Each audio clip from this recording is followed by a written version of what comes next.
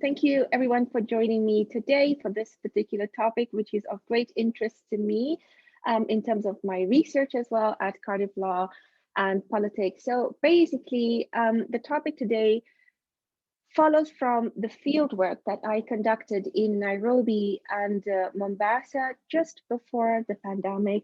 So it was brilliant for me to be able to speak to the people directly, get their information, and then later on, when I wanted to continue with the field work, I was not able to, and I had to resort to um, email correspondence and WhatsApp communication with them. So basically, today's topic is all about wealth, community wealth taxation for development. And I use the term community wealth taxation because initially I did not want to refer to it as zakat. And for reasons I'm going to explain to you towards the end, especially when I'm going to be taking you through the opinion that the government had on the use of zakat to finance health in Kenya. So community wealth taxation for development is a phenomenon that is coming up very strongly with the WHO, with the World Bank, and with the International Monetary Fund, because they're all asking governments and countries to generate their own domestic resources to finance their own development goals, because we've seen the problems and the effects of the pandemic that it has had on the development of countries, and especially on the financial liquidity of governments all around. So what we're doing is that my research tends to explore whether the Islamic wealth tax, zakat, can be used for purposes of financing health in Kenya. So zakat is a mandatory tax that's levied on every Muslim who has a particular threshold of money or assets in savings. In Kenya, it's anything over 260,000 Kenya shillings, which is about $2,600, which would be equivalent to 1,980 pounds. So any Muslim who has any amount of money over and above 1,980 pounds, 1,980 pounds, then they have to pay 2.5% in zakat. It's similar to the Christian tithe, but it's a bit different. So just a little bit of background. The fieldwork is part of my PhD thesis. And the topic of my thesis, or rather its title, is using Muslim money to finance health in Kenya, whether it's legal or not. And you'll see that I'm beginning to interchange the words here. I'm using Muslim money now. Initially, I refer to as community wealth taxation, Islamic wealth tax, and zakat. But I centered on using Muslim money because at the time of my investigation, speaking to the non-Muslim population in Kenya, especially Mombasa and Nairobi, they were all referring to zakat as Muslim money. So it became a nice catchphrase for me to be able to explore. So my thesis is divided into 4 components. It speaks about the human rights implications on using Muslim money to finance health. Does the International Covenant on Economic, Social, and Cultural Rights permit religious funds to be utilized for financing development? And this particular chapter of my thesis explored this concept or this idea at great length. And my findings were simple, that again, it depends on how the government, it depends on the discretion of the government, whether it's able to utilize Muslim money depending on the consent of the Muslim community. And then I went to look at Islamic law. What does Islamic law say about its religious funds being utilized to finance health in a non-Islamic country with a majority non-Muslim population? What is the jurisprudence? What do the schools of thought say? What did medieval Islamic law experts have to say about this? What did the classical scholars say about this? So I've discussed this extensively in the chapter in Islamic law. I had my own findings, which are not subject to discussion today because of the fact that I only want to present my findings from the field. Now, after I finished the discourse with human rights and Islamic law, I then looked at the Kenyan constitution, because the Kenyan constitution is very clear. Law and religion cannot be seen to be applied by the government. In other words, the government or the state must not be seen to be involved in advancing or progressing any religious principle. So this means if zakat is to be utilized by the Kenyan government to finance health, it must do so through the use of the Islamic conditions itself, right? So Islamic law in the Quran, it says that zakat should be given to specific beneficiaries. And then the jurisprudence of zakat has unpacked what zakat should be utilized towards, and it all has to conform to the Islamic norms. But the Kenyan constitution under Article 8 says the state must stay away from religion. This means it cannot introduce Islamic principles in the governance of zakat should it choose to accept zakat to finance healthcare. So this was the dilemma. But I thought, nevertheless, let's go to the field itself and talk to the people. What do the Muslims have to say? Do they accept the Islamic law position? Do they even know what the Islamic law position is? Let's talk to the Kenyan human rights scholars. What is their opinion on General Comment 14 on the right to the highest attainable standard of health, and whether we could apply the principle of maximum available resources to zakat as part of a country's fiscal domestic resource mobilization strategy? And then obviously to look at what the government has to say. So I framed a number of research questions specifically for the fieldwork. Now, importantly of these questions were the third, fourth, and fifth and sixth. What are the perspectives of the Muslim decision makers? These are the zakat payers themselves, the ulama who happen to be the Muslim scholars and the Muslim leaders, as well as the Islamic institutions, the Muslim faith-based organizations in Kenya, as well as the informal social welfare groups that are present in the country, founded and organized by Muslims. What are their views on giving zakat to the Kenyan state to use to finance health? And then I also wanted to figure out what are the perspectives of Muslim decision makers and institutions now on giving zakat to non-Muslims, because the general idea is zakat is only for Muslims. But if we're going to be using it to finance health in Kenya, can a non-Muslim also access zakat-based health finance? A question that I wanted to ask the people on the ground. I also needed to know the perspectives of government officials and healthcare workers on accepting to use zakat together with its Islamic conditions to finance health under the Kenyan legal system. And I wanted to understand what the academics in Kenya, the local academics, what their view was in advancing scholarship on human rights law in the context of zakat.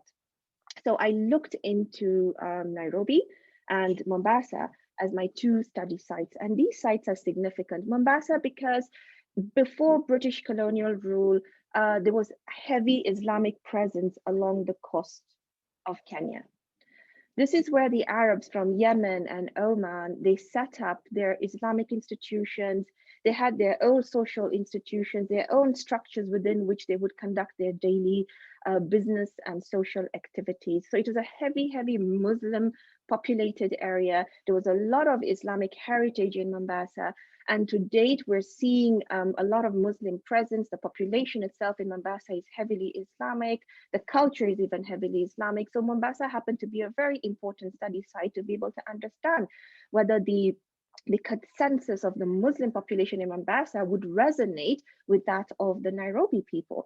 And Nairobi is more cosmopolitan. In Nairobi, we have a mixture of not only the Arabs, but we have the Somalis, we have the Asians as well. These are the Asians who came to Nairobi with the British. At the time they were constructing the railway. Some of them chose to remain behind, and they have had their now communities established. They have their own institutions that have been established in Nairobi.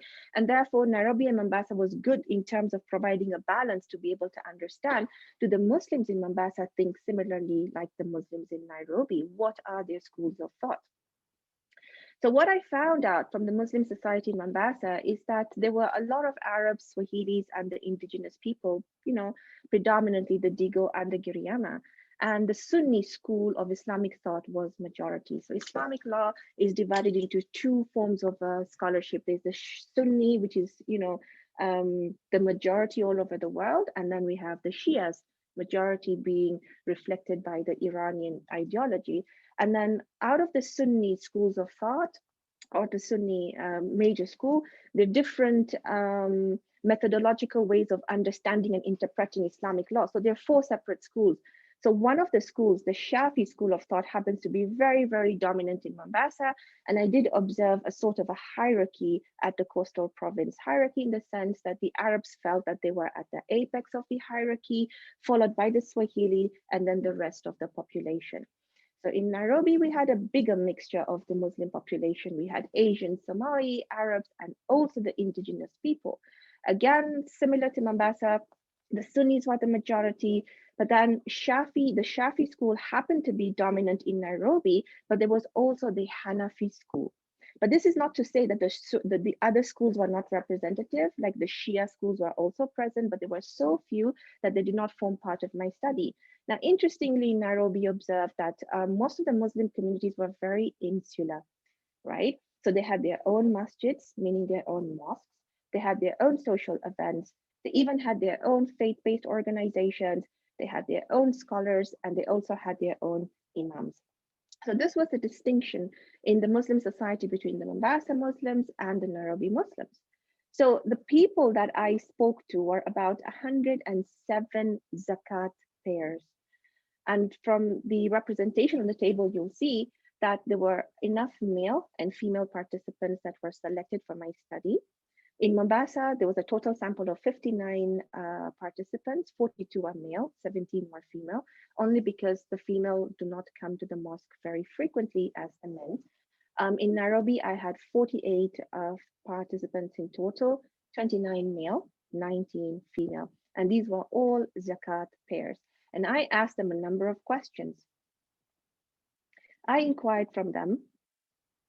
Oh dear. Yes, I asked them about 10 questions, and importantly, questions 7, 8, and 9 are significant for today's talk. Should zakat be paid for healthcare in Kenya? Can non-Muslims also access healthcare paid through zakat? And would you consider giving zakat to the government to use for providing healthcare? And these are the findings, ladies and gentlemen. Whether zakat can be paid to or on behalf of a non-Muslim, majority of the 107 participants said no. The question on can non-Muslims also access healthcare paid through zakat, the majority of them were divided between yes and not sure. So it's very interesting. They don't want zakat to be given to a non-Muslim, but they wouldn't mind non-Muslims accessing healthcare that has been paid through zakat. It was interesting. Now flag that out. The third question was whether they would consider giving zakat to the government to use for providing healthcare. And out of the 107 participants, they were unanimous, rather. There's a resounding no. There was no trust to give the money to the government. So when we talk about community wealth taxation for development, we can speak about it at community level, but not at a national level where the government would be involved. So this is what some of the respondents had to say. So the Mombasa respondents were very clear. Government is corrupt. Money will be misused. Zakat will not be used for its intended objectives.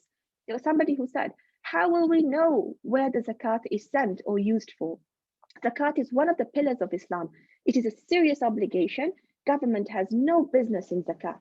This is unacceptable, very wrong to think like that. I'd rather pay my zakat to a person directly or give it to a Muslim organization, but not government. Government just wants money. And the final participant said, see, if we give zakat for health, how sure are we? What guarantee is there that the money will be used for health and not for containing the locust menace we are seeing in the country? This is what was happening in 2019. Now, this is the Mombasa consensus. They do not want the zakat money to go to the government because they do not trust the government at all.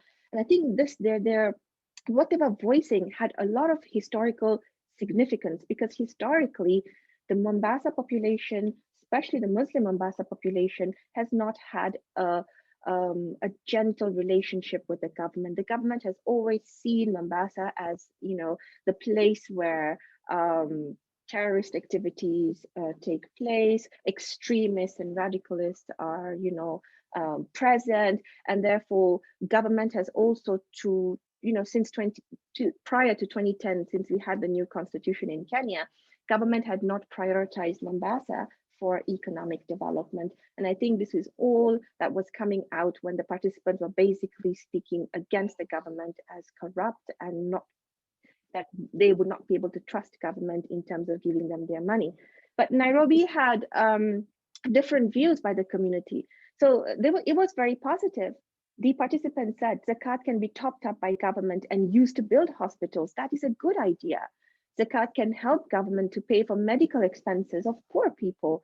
Zakat can be used as a reservoir to pay for medical treatment of persons retained by hospitals who cannot pay out of their pockets. And yes, zakat can contribute more for the country if the government gets involved, but it must appoint Muslims to oversee that the zakat is used as per the Islamic rules. So Nairobi are very, very open to the idea of using the community wealth taxation to finance health in the country, and they're open to involving the government for purposes of, accumulating their zakat as part of their own fiscal budget to finance healthcare. But they're also very cautious that if government is to be involved, then government must abide by the Islamic rules, and Muslims must be put at any organization that the government is going to set up or organize for purposes of collecting zakat from at the national level. So again, while Nairobi, in comparison to Mombasa, are more open to the idea, they were also more focused that if you want to take our zakat, observe the Islamic rules and allow Muslims to be supervisors of it. This way, there could be some form of accountability and transparency. So once I finished with the 107 participants who are just, lay people who pay zakat, I then wanted to discuss it. I wanted to discuss the topic rather with experts, with people who are more involved and more knowledgeable when it comes to Islamic law, for example. So I had two different groups. I had the male and I had the female. And normally, Islamic law, Islamic jurisprudence has been heavily dominated by men. The classical scholars, the medieval scholars, even recent scholars are heavily men. And in Nairobi, also in Kenya, rather, majority of the discussions around Islamic law have always been advanced by the male sex. So this time around, I felt like it's important to have the male view, but it's also important to have the female view. So I had two different groups, one specifically for the men, the other specifically for women. And the male groups, I divided them into 4 different subgroups. So I talked to people, Muslim male from faith-based organizations. I talked to imams of the mosques that I had identified in Mombasa and Nairobi. You can see the mosques are here. This is the Mombasa Masjid, and most of them were Shafi in their thinking. Here I had mosques in Nairobi that are representative of the different people, the Somalis, the Arabs, the indigenous people, the Hanafi school and the Shafi school as well. I also had a chance to speak with an external imam who's an expert in Islamic law. I spoke to other experts who are academics and historians, and also Professor Abdullahi Anaim from the USA, who's written a lot on Sharia. And I also had a chance to speak to authority figures. When it comes to the women, I spoke to women-led organizations in Nairobi and Mombasa. I spoke to ustadas. Ustadas are the female version of an imam, right? I wouldn't call an imam, but a female version of an Islamic teacher. And then experts as well, and authority figures from the government. Now, compared to the men, I was able to interview the men face to face before the pandemic. So majority of them, I spoke to them face to face. A few of them, I had to speak to them via WhatsApp communication. These are especially the imams from Mombasa, because I was not able to see them face to face. The women, I used a different methodology. I used a methodology from Islamic law, an Islamic methodology referred to as halakha. And halakha is simply referred to as a religious circle, whereby you get Muslim women to come together to sit in a circle, and you can have one person among us, the circle, who is more knowledgeable than the other in terms of Islamic law, Islamic jurisprudence, or even who has knowledge of the Quran more than the others. And in this way, they can actually guide discussion among us themselves, and they can correct each other if one of them makes a mistake in the interpretation of the Quran. So the women-led organizations were part of the halakha, so were the ustadas, and so were the authority figures. I was not able to get any authority figure, unfortunately, from Mombasa. But the experts, Muslim women experts, I was able to speak to them via email correspondence and WhatsApp communication as well, because this happened during the time of the pandemic. I also had a separate group where I wanted to speak to non-Muslim participants. So I had members of parliament, none from Mombasa, many from Nairobi. I spoke to healthcare workers, I spoke to academics. Unfortunately, I was not able to get any academic confirm interview with me because of the pandemic. I spoke to people of different faiths, especially from Nairobi. and I had one NGO that I also interviewed. So based on listening to them and the kind of answers they were giving to my questions on whether zakat can be utilized to finance healthcare, what is the Islamic law position on this, what does the constitution say about this, I was able to code their answers into these 25 separate codes. So I could hear them speak about collaboration. Yeah, when you're going to be taking, if you're going to give a zakat, you're collaborating with us. I heard about colorism. Some Arabs felt that zakat should be just left within their own community. Other Asian people felt that zakat is only for our community. We would not want to share it with the indigenous people. They have their own way of doing things and their own way of thinking, and we don't want to get involved. There were many who were talking about zakat as part of community building. I could observe a lot of conflict between the Muslim groups when it came to decision making around zakat. They were like, why should zakat be singled out for healthcare? Zakat has an economic purpose. It should go towards securing the income of people from low income households. There were many who are speaking about it in terms of discretion. Each community should have the discretion to utilize zakat in the manner that they want. There was a lot of distrust in their answers that were coming out. So I was able to pick out these codes from their answers, and based on these codes, I tried to use the grounded theory approach. I also tried to use the discursive method to be able to take these codes and group them into themes. So taking all the codes together, I was able to say, these are the emerging themes that come out of the participants' answers. Issues to do with authority, authority under Islamic law. Does it permit zakat to be used to finance health? Constitutional law, is there authority to be able to apply Islamic conditions? What about consent? Do you need the Muslim consent? And do you need zakat payers' consent, or do you need the consent from the imam, right? Or do you need consent from the Muslim leader? What about control? Who controls the zakat? So these were the emerging themes that came out of the participants' answers that greatly added to my understanding on what do the people on the ground really think about this core idea of using zakat to finance healthcare in Kenya. And these are some of their views.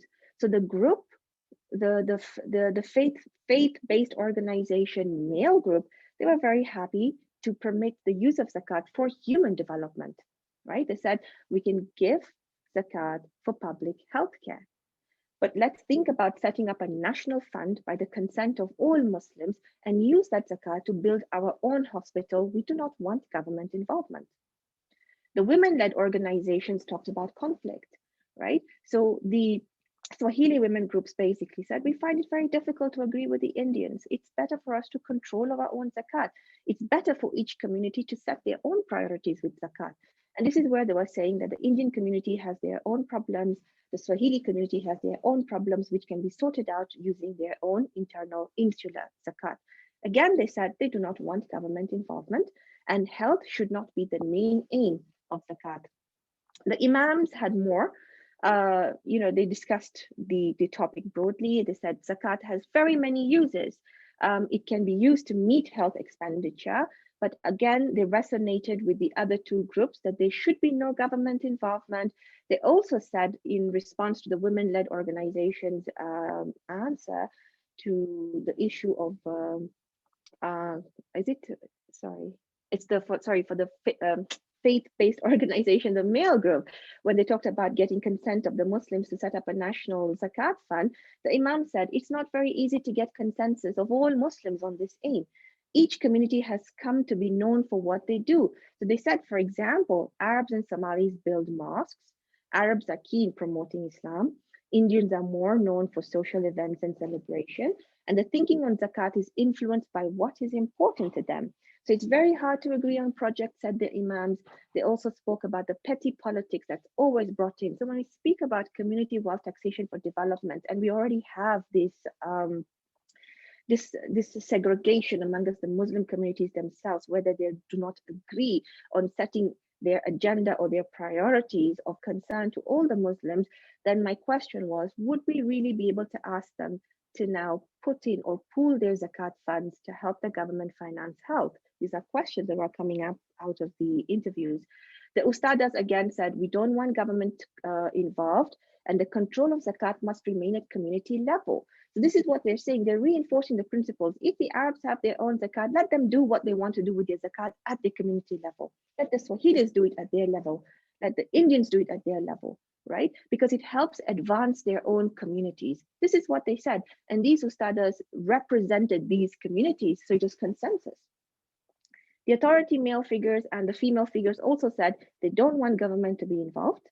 The women said, leave it at the community level. And it's very interesting because the women-led organizations, the Ustadas and the authority figures, females, are all saying, leave zakat at community level. There must be a reason for this, right? Because the women are the ones who feel the brunt of hardships that they suffer within their household, so that they know that if zakat is taken away from their community and it is put as part of a national zakat fund, it's they at their community level who are going to lose out. So poverty might remain.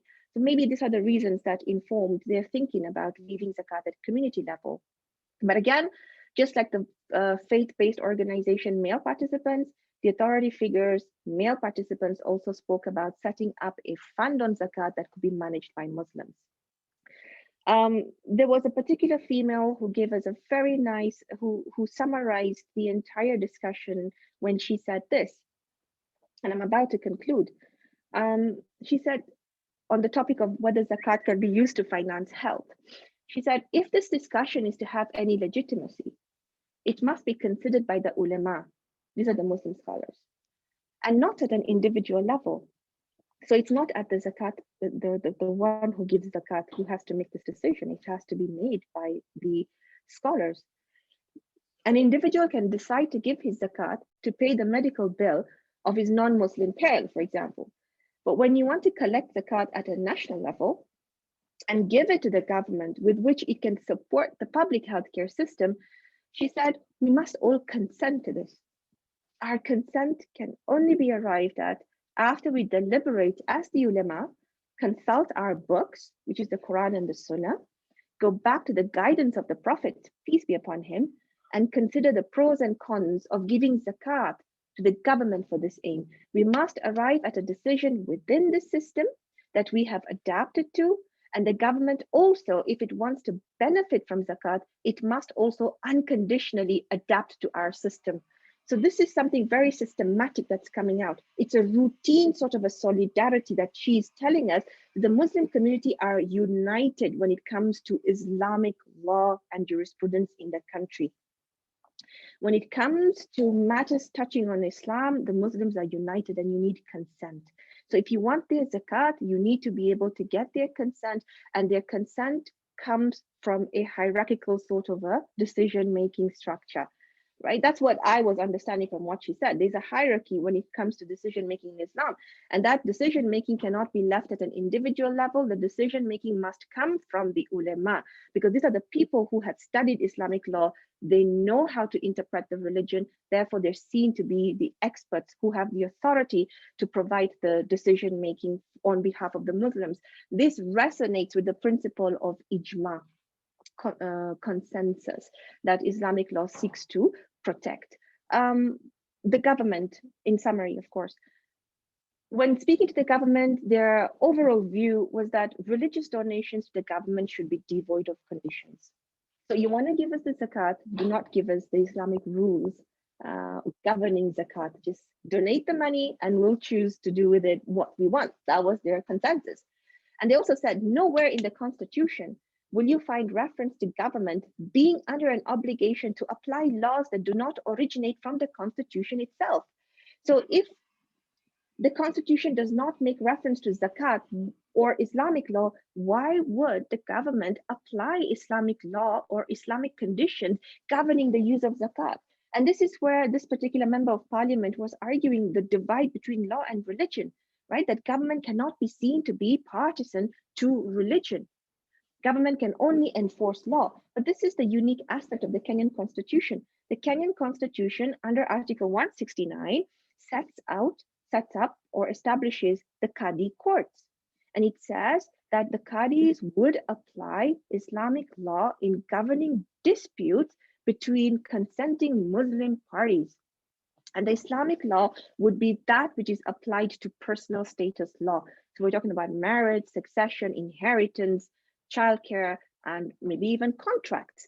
But it doesn't specifically mention zakat. So the argument here is that Article 8, in as much as it says government cannot be seen to be implementing Islamic rules or Islamic conditions, then why does Article 169 establish the Qadi courts? Why does it allow the Quranic rules on Muslim status, personal status, to be applied, and the Islamic rules themselves are enforced by the government itself? So there was some sort of a contradiction between Article 8 that says law and religion must be separate, government should not be involved in it, and then Article 169 and 170, where government enforces and implements Islamic law on Muslim personal status law, right?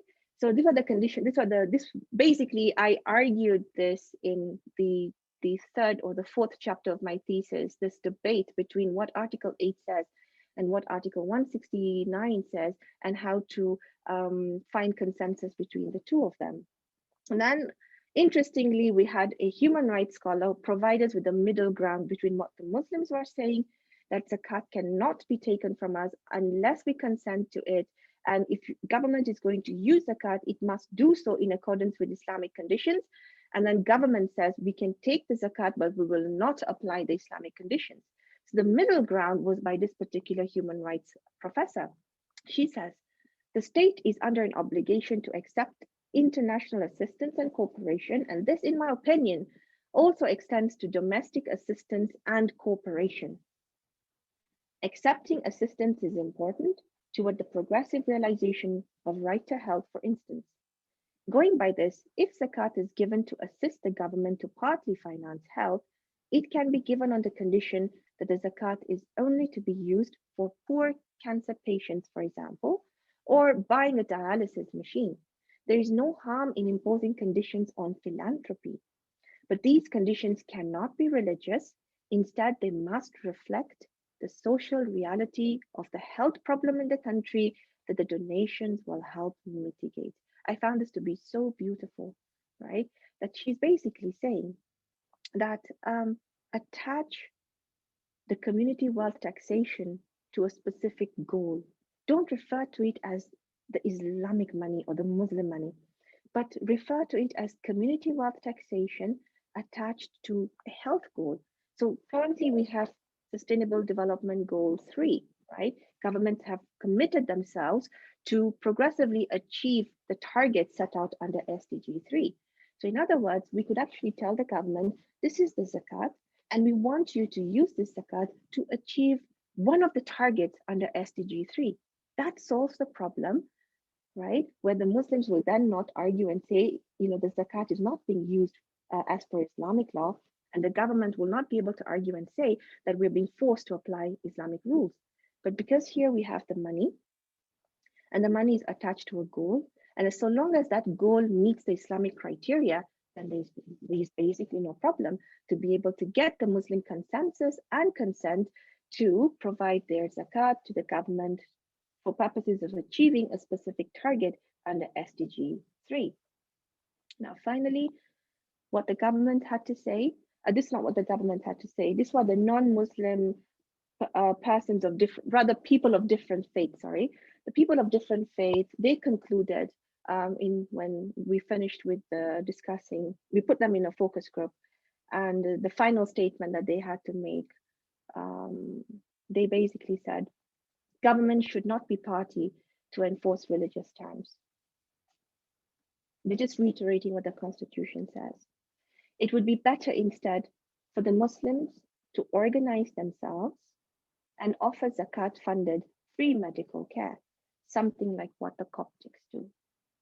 In other words, they're saying, don't think about getting government involved in your religious affairs.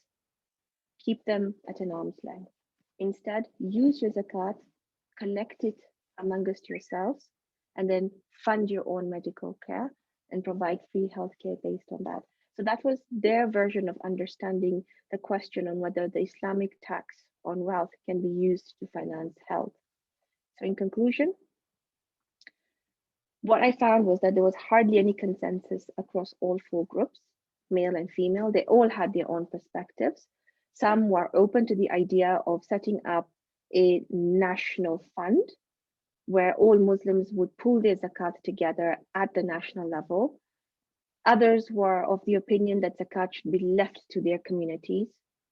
But then also, in summary, or if, before I end what I have to say, a general statement can be said here that zakat, in other words, it can be used to finance health based out of the discussions, the 107 participant zakat pairs and the experts. Zakat has the potential to be used to finance healthcare, but it has to be based on the consent of Muslims and the Islamic conditions must be met. So, ladies and gentlemen, that's where I'm going to end my presentation based on the fieldwork that took place in Nairobi and Mombasa. I'm now open to any feedback and any questions that you may have. Thank you. Thanks very much, Laila. That was really, really interesting. If we give people a minute or two to have a think about what they've heard and to come up with some questions. Oh, got one already. Okay, great. So first question says, very interesting findings. In your opinion, how does the ancient personification of Lady Justice with balance, toga, sword and blindfold relate to the religious-based wealth taxation and government spending? Okay, I see Abid Mahmoud is very observant. That's just my background at the back. I didn't want to show you the bad state of my, my room. But there's no relationship between the image at the back to my discussion today. But if we're to look at it in terms of a personification, the way you say it, it's very good. Lady Justice is blind, right? So what does it mean when justice is blind? It means that justice, when something is blind, it has to see everything or everyone as equal. You're not able to discriminate based on how you view people from your own perception. So similarly, if government is the Lady Justice, then government should be blind to issues of discrimination or issues to do with getting involved in matters to do with law and religion. Government exists to enforce law. It cannot enforce religious obligations. But when a particular religious community comes to the government and offers them their religious funds, they're asking the government to apply their religious rules. And that becomes quite a contention for the government, especially if it's a constitutionally established government and the constitution telling the government that you cannot apply any law that does not generate out of the constitution itself. So if Islamic law was not recognized in the constitution, then government would not be able to apply it. But the Kenyan constitution is unique. It does recognize Islamic law. It applies Islamic law and it enforces Islamic law insofar as it is concerned around matters of divorce, marriage, inheritance, child custody, and contracts. Statute law also has begun to change. There's been changes in the taxation statutes, changes in the banking acts, whereby government has begun to recognize Islamic forms of commercial contracts, right? So they're already applying Islamic principles. The question would be, the Constitution does not talk about the application of contractual or commercial law principles or banking law principles, but they are being applied through subsidiary legislation. So similarly, if the Muslim community can accept that their zakat can be given to the government to use for funding health, then government would need to be able to show its acceptance of applying the Islamic conditions by passing subsidiary legislation. So similarly, as a justice who is blind, government should not really get involved in which religious school of thought will we enforce, because that's what becomes problematic for the government. If the Shafi Muslims come together and say, apply the Shafi understanding on zakat, and the Hanafis or the Shia Muslims come and say, no, we also want our zakat to be given to the government, but apply our schools of interpretation, it becomes problematic for the government. So that's why government is blind when it comes to religious discourse. It tells the religious people themselves, sort it out, and then come with a consensus to us, and then we will decide what to do from here. I think that's how I would interpret and answer Abid's question. Thanks, Laila. That was a brilliant answer. Have you got any more questions for Laila?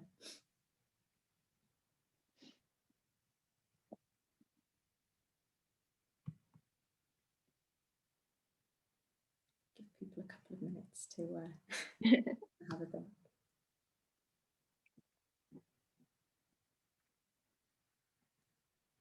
So I did mention at the beginning, but just to emphasize again, we have been recording the session today.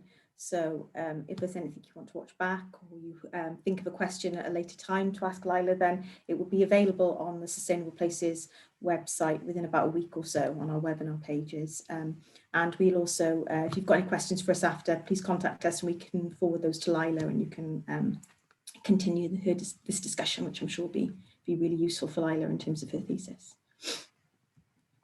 And just wait a minute or two more in case there are any questions, because every time we do this normally, I'm about to finish. No, it's all right. I mean, I would just probably say it was very interesting doing the field work, especially when, you know, Nairobi went into a lockdown and I could not go back to Nairobi to speak to the members of parliament and the academics face to face, and just getting them to, you know, come on Zoom call or even respond to emails was very difficult. And I'm really, really appreciative to those members of parliament who actually took time off, you know, when they were having their lunch, to just get on the WhatsApp call and answer my questions and debate with me. It was quite interesting. So I think even going forward as a good form of methodology, we would not really need to do face-to-face anymore as long as we continue with the Zoom. There's always the pros and cons to it. There are always pros and cons to it. Okay, so we've got one more question. It says, do you have a sense of how much difference it would make to people's views to consider money going to something other than health? Just an interesting question. Okay, there's also somebody who's raised their hand, yeah? So do you have a sense of how much difference it would make to people's views? I think yes, absolutely. You see, when I went into Mombasa, Mombasa is not a very affluent city.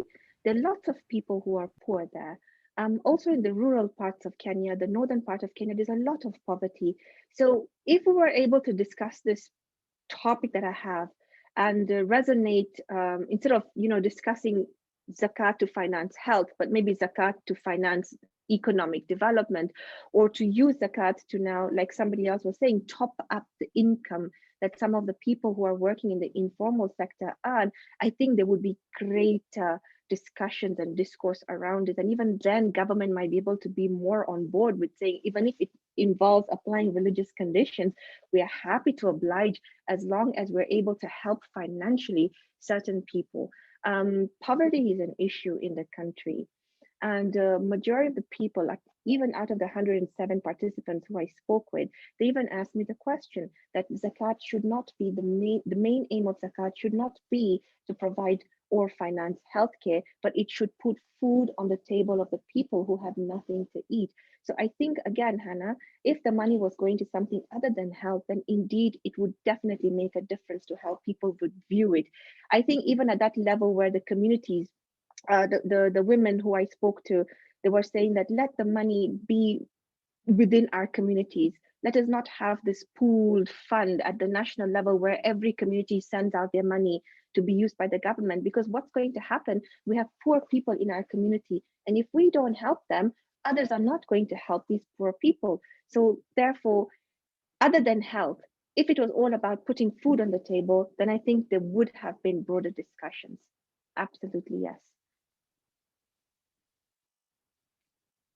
Sorry, I was muted. Thanks very much, Lila. As you noticed, we've got someone who's raised their hand, so I'll allow Paul to talk and he can ask his question. Nice.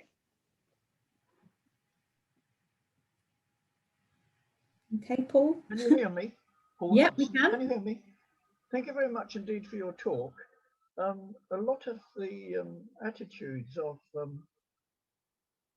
Muslim community seem to, and I might have got this wrong, hinge on tremendous distrust of Kenyan government. Would those attitudes be different if there was, say, a government, say in Denmark? Denmark is a country where there's a high degree of trust between people as well as in their politicians. Would the use of zakat there would their attitude of the use of the zakat be any different if you had a government where there's a higher degree of trust, such as you have, say, in Denmark? I know that Denmark, of course, is much more prosperous than Kenya, but just holding that fact constant for the moment. Absolutely, Paul. I think that's a fantastic question. It was very obvious that even the non-Muslim citizens of Kenya have no trust in the government, because every month we always end up listening to scandals. Money was stolen here, development aid was taken to finance an MP's house. There's so many stories such as this. So even the Muslims felt that if we give the zakat to the government, we're going to hear of another zakat scandal probably. So because of the lack of trust in the government, and because the Muslims at the coastal region do not find the government legitimate, is also another phenomenon. At the time when the British were leaving Kenya, they were discussing the decolonial model, and the Arabs from the Mombasa region, they did not want the Mombasa coast, the coastal region of Kenya today, they did not want the coastal region to form part of independent Kenya. They either wanted to become attached to Zanzibar, that was, run by the Sultan of Oman at that time, and it was becoming independent, or they wanted to become a part of Oman, right? So that is what the Muslim consensus at the coastal region was. And when they went to Lancaster House here in the UK to discuss the decolonial model, that's basically their position, that we do not want to be part of independent Kenya. We're heavily Islamic in our culture, and we do not want to lose our institutions that govern us. But they failed in that discourse. And even today, at every time we have the general elections, we always hear about this movement at the coastal region, which speaks about secession, right? So the Mombasa people, they distrust the government because of the historical significance that the coastal region has. And secondly, because the government is highly corrupt. Similarly, with the participants in Nairobi, corruption was a big problem that informed their decision on whether or not to give the funds to the state. So yes, no legitimacy, no trust, therefore no need to provide the funds to the government. Right. Thank you, Paul. Very much. Thank you. Thank you. Yeah. Thanks, Paul. Thanks, Lila. Okay, right, we will give everyone a minute or two more, just if there are any final questions.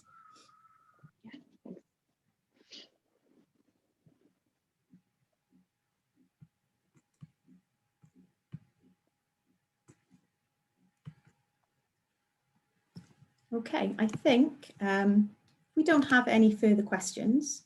As I always say, I'm sure one will pop up now. But yeah, just to say again, if you do have any questions for Lila, please let us know. We'd be happy to put you in touch. I'm sure Lila will be really pleased to continue those discussions offline at a later date. So I'd just like to say thank you once again, Lila. It was really, really fascinating talk, really interesting to hear about your research. And as I said, this will be available online within a week or so. So please do take a chance to watch again, have a think about what you've heard, and join us again for another webinar. Thank you very much, Lila. Thank you. Bye. Thanks for joining us. Thank Bye. you.